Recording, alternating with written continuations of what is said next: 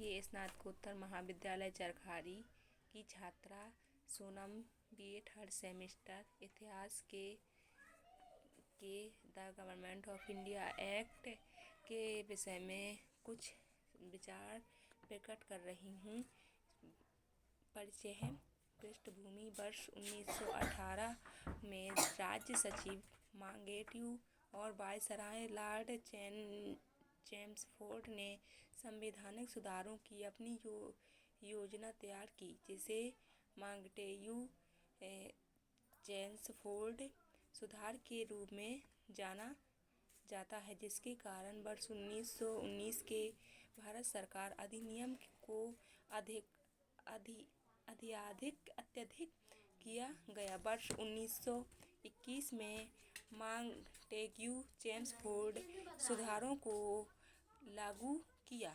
इस अधिनियम का एकमात्र उद्देश्य भारतीयों का शासन के प्रतिनिधित्व सुनिश्चित करना था। अधिनियम में केंद्र के साथ साथ प्रांतीय स्तरों शासक में सुधारों की शुरुआत की और इसकी कुछ विशेषताएं हैं।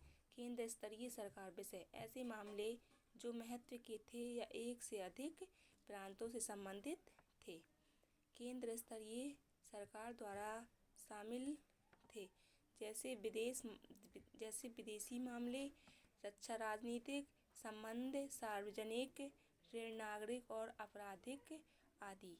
इस अधिनियम द्वारा केंद्रीय विधायिका को अत्यधिक शक्तिशाली और जवाबदेह बनाया गया। कार्यपालिका। इस अधिनियम ने गवर्नर जनरल को मुख्य कार्यकारी अधिकारी बनाया और इसके अलावा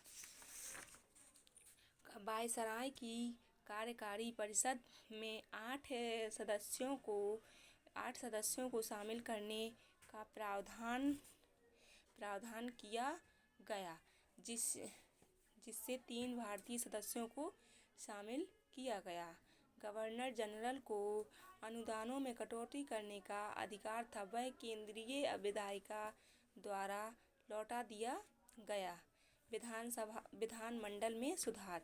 द्विसदनीय विधानमंडल अधिनियम में द्विसदनीय विधायिका की शुरुआत की गई, जिसे निम्न सदन या उच्च सदन या जिसमें राज्य परिषद भी शामिल थे। विधायिका का गवर्नर जनरल और उसकी कार्यकारी परिषद पर वस्तुतः कोई नियंत्रण नहीं था।